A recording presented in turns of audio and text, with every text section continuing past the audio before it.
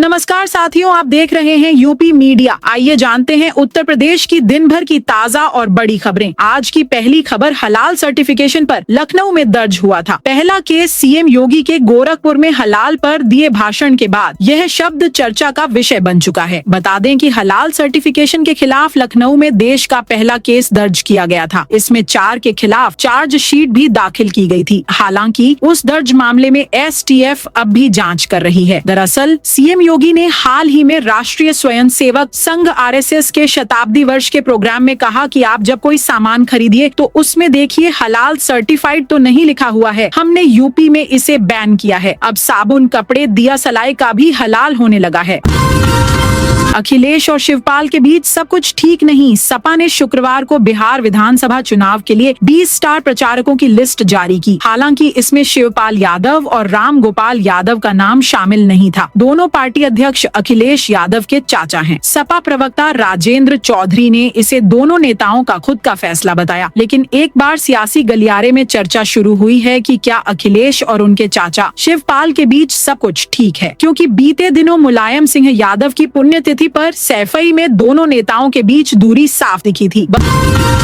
बहू बोली, तौकीर रजा के संपत्तियों पर नहीं चला बुलडोजर। तौकीर रजा को बहुत पहले ही जेल जाना चाहिए था। उसने खुलेआम 30 हिंदू लड़कियों के धर्मांतरण और उनकी शादी करवाने का ऐलान किया था। वो सालों से भड़काऊ भाषण देते आ रहे हैं। उनकी लग्जरियस लाइफस्टाइल और मदरसे की फंडिंग की भी जांच होनी चाहिए। पड़ोसी देश और मॉरिशस से भी फंडिंग की जा रही है। वो नेक्सस चला रहे हैं। भले ही तौकीर रजा जेल में है, पर वह दिखाना चाहते हैं कि उनका दबदबा कम नहीं हुआ है। इसलिए वे अपने लोगों से मुझे धमकियां दिला रहे हैं। मैं खुद को असुरक्षित महसूस कर रही हूँ। घर से बाहर निकलने से डरती हूँ। ये कहना है बरेली की निदा खान का, जो रिश्ते में तौकीर रजा की बहू लगती थी। दरअसल निदा का अपने पति से तलाक हो चुका है। हाइब्रिड वाहनों की सब्सिडी पर रोक का कारण ज्यादा प्रदूषण। हाइब्रिड वाहन उम्मीद से ज्यादा प्रदूषण फैला रहे हैं। इसलिए सरकार ने हाइब्रिड वाहनों पर मिलने वाली सब्सिडी खत्म की है। वहीं सब्सिडी के चलते हाइब्रिड वाहनों ने 59% बाजार पर कब्जा कर लिया था। पिछले एक वर्ष में जहां 14,000 4 पहिया इलेक्ट्रिक व्हीकल ईबी की बिक्री हुई, वहीं हाइब्रिड वाहनों की बिक्री 20,000 से ज्यादा हुई। अलीगढ़ में मंदिरों पर आई लव मोहम्मद लिखा। अलीगढ़ के लोधा थाना इलाके के गांव भगवानपुर और बुलागड़ी में शनिवार की सुबह मंदिरों और उनकी दीवारों पर आई लव मोहम्मद लिखा पाया गया। ग्रामीणों ने इसे देखकर गुस्सा व्यक्त किया और मंदिरों के पास भारी संख्या में एकत्र हो गए। ग्रामीणों ने इसकी जानकारी कंट्रोल रूम को दी। मामले की सूचना मिलते ही पुलिस मौके पर पहुंची। पुलिस ने मंदिर पर लिखे आई लव मोहम्मद मिटाना शुरू कर दिया, जिसका विरोध गाँव में रहने वाले और करनी सेना के कार्यकर्ता सचिन ने किया। विरोध करने पर पुलिस कर्मियों ने उसके साथ मारपीट की और थाने ले गई। इसके बाद ग्रामीणों ने हंगामा शुरू कर दिया। धर्मांतरण मामले में पुलिस ने दाखिल की चार्जशीट। आगरा के सदर से धर्मांतरण मामले में जिन 2 बहनों को पुलिस ने रेस्क्यू किया था, उन्हीं को पुलिस ने चार्जशीट में गवाह के रूप में शामिल किया है। अवैध धर्मांतरण गिरोह संचालित कर रहे अब्दुल रहमान और उसके गैंग के 14 सदस्यों के खिलाफ पुलिस ने चार्जशीट दाखिल कर दी है। चार्जशीट में अब्दुल रहमान अवैध धर्मांतरण गिरोह का सरगना बताया गया है। साथ ही विदेश से फंडिंग होने का जिक्र करते हुए बैंक खातों की जानकारी भी सबूत के तौर पर दर्ज की गई है। यह भी जिक्र किया गया है कि सोशल मीडिया के सहारे गिरोह के सदस्य युवाओं को अपना शिकार बनाते थे। मेरठ सेंट्रल मार्केट में बने कॉम्प्लेक्स पर चलेगा बुलडोजर। मेरठ के शास्त्री नगर सेंट्रल मार्केट में बने 661/6 कॉम्प्लेक्स को खाली करने की प्रक्रिया शुक्रवार शाम शुरू हो गई। कारोबारी अपने आप ही अपने प्रतिष्ठानों को खाली करने लगे। उनका कहना है कि अब उन्हें सिर्फ चमत्कार की उम्मीद है। उन्होंने यह भी बताया कि कॉम्प्लेक्स तोड़ने से जुड़ी कोई भी जानकारी अभी तक विभाग की तरफ से उन्हें नहीं दी गई है।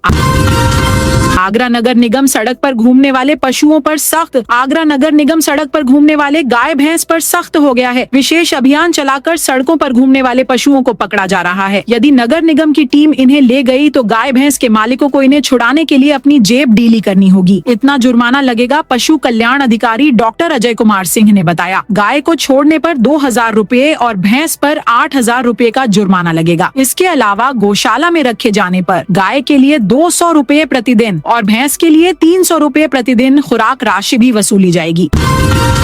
योगी सरकार का फैसला, पूरे प्रदेश में होगी नकली दवाओं की जांच। प्रदेश में दवाओं की जांच जल्द हो सकेगी और नकली व गुणवत्ता विहीन दवाओं की बिक्री पर सख्ती से लगाम लगाई जाएगी। इसके लिए जांच का दायरा बढ़ेगा। अब हर जिले में जिला औषधि नियंत्रण अधिकारी का नया पद सृजित किया जाएगा। इसके लिए मुख्यमंत्री योगी आदित्यनाथ ने शुक्रवार को सहमति दी है। प्रदेश में आए दिन नकली एवं गुणवत्ता विहीन दवाएं मिल रही हैं। इन दवाओं की जांच की जिम्मेदारी औषधि निरीक्षकों की है, लेकिन 13 जिलों में औषधि निरीक्षक ही नहीं, कई निरीक्षकों के पास 2-2 जिलों की जिम्मेदारी है।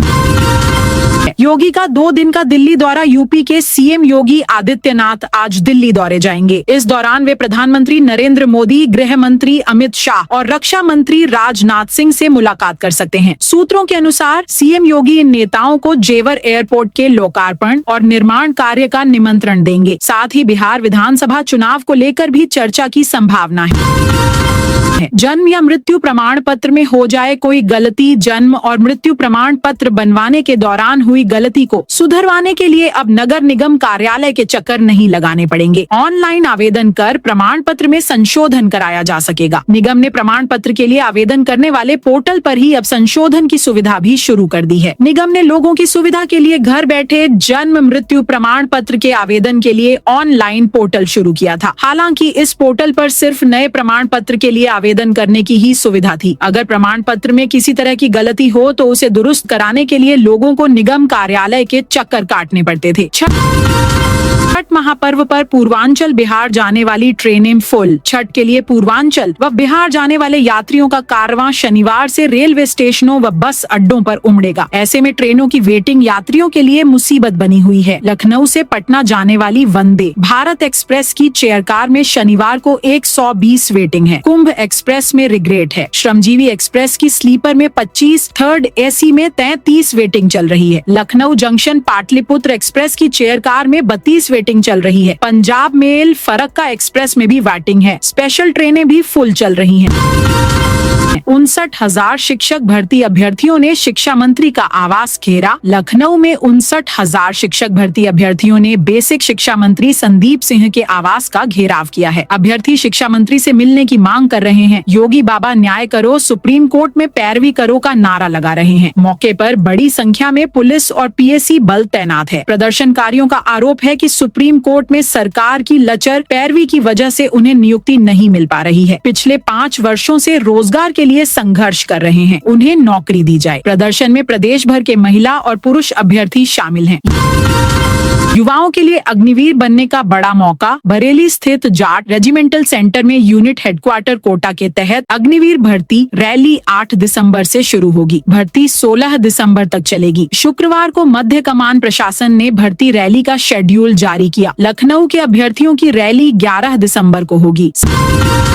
सेंट्रल मार्केट में ध्वस्तीकरण की कार्रवाई शुरू। शास्त्री नगर के सेंट्रल मार्केट में आवासीय भवन 661/6 में अवैध कॉम्प्लेक्स के ध्वस्तीकरण की कार्रवाई शनिवार सुबह शुरू हो गई। कॉम्प्लेक्स के सभी 22 दुकानदार अपनी दुकानों में ताले लगाकर बाहर बैठे हैं। उन्हें अब भी किसी चमत्कार की उम्मीद है। इस दौरान भारी संख्या में पुलिस बल मौके पर तैनात है। व्हाइट कैटेगरी में अब ये 86 उद्योग हुए शामिल। पर्यावरण मंत्रालय ने व्हाइट कैटेगरी यानी प्रदूषण रहित उद्योगों की श्रेणी में 36 की जगह अब 36 उद्योग शामिल किए हैं। इन्हें जल और वायु प्रदूषण नियंत्रण कानूनों की अनिवार्य सहमति से छूट दी गई है। मंत्रालय ने इसकी अधिसूचना जारी की है। मंदिर पर चढ़ाया प्रसाद खाने से महिला की मौत। हाथरस के गांव माधुरी में मंदिर पर चढ़ाए गए प्रसाद को खाकर बच्चों, महिलाओं और पुरुषों की हालत बिगड़ गई, जिससे एक महिला की मौत हो गई। हालत खराब होने पर कुछ का इलाज सामुदायिक स्वास्थ्य केंद्र पर चल रहा है तो कुछ आगरा रेफर कर दिए गए हैं। प्राप्त जानकारी के अनुसार सिकंदरा राव कोतवाली अंतर्गत कासगंज रोड स्थित गांव माधुरी में मंदिर पर 21 अक्टूबर की शाम को 3 खोए की मिठाई के भरे हुए डिब्बे दिखे। वहाँ पूजा करने गए लोगों ने उसको किसी का प्रसाद समझकर पहले भगवान का भोग लगाया और आपस में बांटकर खा लिया। अगले दिन 22 अक्टूबर को भी मंदिर पर फिर खोए की मिठाई के डिब्बे मिले। उन डिब्बों में से गांव में प्रसाद का वितरण किया गया, जिसे बच्चों, महिलाओं व पुरुषों ने खाया। बरेली में घूस लेते पकड़े गए दरोगा दीपचंद की संपत्ति की होगी जांच। बरेली में 50,000 रुपए घूस लेते गिरफ्तार किए गए दरोगा दीपचंद पर कानून का शिकंजा कसता जा रहा है। विवेचना में उसे दोषी बनाने के बाद अब एंटी करप्शन टीम उसकी संपत्ति की भी जांच करेगी। शासन से इसके लिए निर्देशित किया गया है। आय से अधिक संपत्ति मिली तो दीपचंद पर कार्रवाई और सजा का दायरा और बड़ा हो जाएगा। प्रधानी के लिए वर्चस्व की जंग, पुलिस के सामने पथराव। अगले साल होने वाले प्रधानी के चुनाव से पहले ही वर्चस्व की जंग शुरू हो गई है। बुधवार रात थाना सिकंदरा के गांव अकबरा में पुलिस को बवाल और गोलीबारी की सूचना मिली। पुलिस के पहुंचने पर वर्तमान प्रधान और दूसरे पक्ष के लोग आमने सामने आ गए। लाठी डंडे सरिया चलने के साथ ही पथराव कर दिया। उपद्रवी पुलिस के सामने ही बवाल करते रहे। पुलिस ने बवालियों को खदेड़ने के लिए लाठी चलाई। मामले में 42 नामजद और 80 अज्ञात के खिलाफ केस दर्ज किया गया है। गांव में तनाव को देखते हुए पुलिस बल तैनात है। अब तक 13 लोगों को गिरफ्तार कर जेल भेज दिया गया है। जोन्स कॉलेज में प्रवेश के लिए शानदार मौका। दिवाली पर्व की छुट्टी के बाद सेंट जोन्स कॉलेज शुक्रवार से खुल गया। ऐसे में प्रवेश प्रक्रिया के लिए भी कई प्रवेशार्थी आए और एडमिशन के लिए जुटे। विवि की ओर से स्नातक में 33% सीट बढ़ाने के बाद कई पाठ्यक्रम में प्रवेश लिए जा रहे हैं। पूर्व में इन पाठ्यक्रम में सीट भर गई थी, पर सीट वृद्धि के बाद कई छात्रों को मौका मिल रहा है। छठ पूजा पर मथुरा से छपरा के बीच होगा विशेष ट्रेन का संचालन। छठ पूजा को देखते हुए मथुरा से छपरा के बीच विशेष ट्रेन का संचालन किया जाएगा। इज्जत नगर रेल प्रशासन ने इसकी सूची जारी की है। इज्जत नगर रेल मंडल के सीनियर डीसीएम संजीव शर्मा ने बताया कि 05:66 मथुरा छावनी छपरा अनारक्षित पूजा विशेष गाड़ी का संचालन शनिवार को किया जाएगा। यह ट्रेन मथुरा से रात को 11:50 पर रवाना होगी, जो कि हाथरस सिटी, कासगंज, बदायूं होते हुए तड़के 3:45 पर जंक्शन आएगी। टीटी अनिवार्यता के विरोध में साथ आए 9 राज्यों के शिक्षक। देश भर के लाखों स्कूली शिक्षकों के लिए शिक्षक पात्रता परीक्षा टीईटी अनिवार्य किए जाने के खिलाफ देशव्यापी आंदोलन की तैयारी तेज हो गई है। इसके लिए यूपी समेत 9 राज्यों के शिक्षक संगठन एक साथ आए हैं। उन्होंने आंदोलन के लिए नए संगठन teacher federation of India TFI का गठन किया है। इसके माध्यम से आगे का आंदोलन संचालित किया जाएगा। बरेली में अग्निवीर भर्ती 8 से 16 दिसंबर तक। यूनिट हेडक्वार्टर्स कोटा UHQ के तहत अग्निवीर सामान्य ड्यूटी, ट्रेड्समैन, संगीतकार, यंत्र वादक, खिलाड़ी, JRC ट्रायल के प्रतिभागी, लिपिक पद के लिए भर्ती कार्यक्रम जारी हुआ है। 8 से 16 दिसंबर तक Jat regimental centre JRC Bareilly में रैली होगी। व्यापारी से नाक रगड़वाने के मामले में मुख्य आरोपी विकुल चपराना गिरफ्तार। तेजगढ़ी चौराहे पर ऊर्जा राज्य मंत्री डॉक्टर सोमेंद्र तोमर का नाम लेकर हैंडलूम व्यापारी सत्यम रस्तोगी से नाक रगड़वाने के आरोपी मयूर विहार निवासी विकुल चपराना को शुक्रवार रात पुलिस ने दोबारा गिरफ्तार कर लिया। धाराएं बढ़ाने के बाद मुख्य आरोपी को बिजली बम्बा बाईपास से दबोचा गया। बिहार चुनाव के लिए ले जाई जा रही 25 लाख की 387 पेटी बियर शराब अलीगढ़ में पकड़ी। शराबबंदी वाले राज्य बिहार में हो रहे चुनाव में हरियाणा चंडीगढ़ तक से शराब की खेप भेजी जा रही है। 23 अक्टूबर रात बन्ना देवी पुलिस ने 25 लाख रुपए से ज्यादा कीमत की शराब लेकर जा रही कैंटर तहसील तिराहे से पकड़ी है। 387 पेटी शराब व बियर बरामद हुई है। माल लेकर जा रहा चालक गाड़ी छोड़कर नुमाइश मैदान की ओर भाग गया। धान बिक्री के लिए 1,37,000 किसानों ने कराया पंजीकरण। उत्तर प्रदेश में धान बिक्री के लिए अब तक 1,37,166 किसानों ने पंजीकरण करा लिया है। वहीं सरकार ने 4,000 क्रय केंद्र खोलने का लक्ष्य रखा है, जिसमें से 3,790 क्रय केंद्र स्थापित हो गए हैं। यह केंद्र किसानों के लिए काफी लाभकारी सिद्ध हो रहे हैं। सरकार न्यूनतम समर्थन मूल्य पर धान की खरीदारी कर रही है। बरेली में 41 घरों पर आज चल सकता है बुलडोजर, जिन्हें हमने वोट दिया वही अब हमारा आशियाना तोड़ रहे हैं। हम अपनी आंखों के सामने अपने घरों पर बुलडोजर चलते कैसे देख पाएंगे। हमने एक एक पैसा जोड़कर बड़ी मेहनत से घर बनाया था। 50 से 60 सालों से यहाँ रह रहे हैं। नगर निगम को टैक्स भी देते हैं। मेयर ने भी हाथ खड़े कर लिए हैं। अब हम लोग कहाँ जाएंगे। ये कहना है डेलापीर तालाब और शाहबाद मोहल्ले में रहने वाले लोगों का। आज बरेली नगर निगम डेलापीर तालाब के किनारे बने 14 और शाहबाद मोहल्ले में 27 घरों पर बुलडोजर चलाएगा। कुल 41 घरों को तोड़ा जाएगा। किसानों की आय बढ़ाने को बनी रणनीति। किसानों की आय दोगुनी करने के लक्ष्य को आगे बढ़ाते हुए जिलाधिकारी राजेश कुमार पांडे की अध्यक्षता में कलेक्ट्रेट सभागार में जिला औद्यानिक मिशन समिति, जनपद स्तरीय क्रियान्वयन समिति एवं प्रधानमंत्री सूक्ष्म खाद्य उन्नयन योजना समिति की संयुक्त बैठक आयोजित हुई। बैठक में विभिन्न औद्यानिक विकास योजनाओं की प्रगति और वित्तीय लक्ष्यों की समीक्षा कर आगामी कार्य योजना को अनुमोदित किया गया। बैठक में उद्यान एवं खाद्य प्रसंस्करण विभाग के अधिकारियों ने जानकारी दी कि जनपद में किसानों को पारंपरिक फसलों से आगे बढ़ाकर स्ट्रॉबेरी, ड्रैगन फ्रूट, खजूर, करौंदा, बेर, प्याज, लहसुन, हल्दी और अदरक जैसी फसलों की ओर प्रोत्साहित किया जा रहा है। तो दोस्तों, यह थी आज यूपी के सभी जिलों की खबरें। आप इस वीडियो को कौन से जिले से देख रहे हैं, उस जिले का नाम बताइए।